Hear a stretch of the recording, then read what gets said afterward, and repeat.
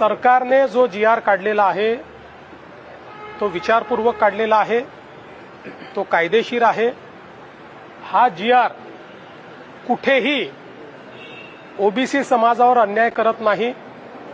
हा GR कोणालाही सरसकट आरक्षण देत नाही। हा GR ज्यांच्याकडे पुरावा आहे, जे खरे पुराव्याने कुणबी आहेत, त्यांनाच सर्टिफिकेट मिळण्याकरता मदत करतो।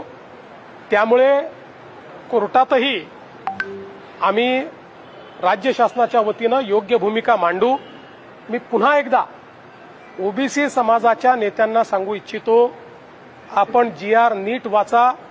कुठेही सरसकट कोणालाही आरक्षण दिलेलं नाही। कायद्याने पुराव्यानिशी जे लोक अर्ज करतील त्यांचा पुरावा तपासून तो योग्य असेल तरच याच्यामध्ये आरक्षण मिळणार आहे।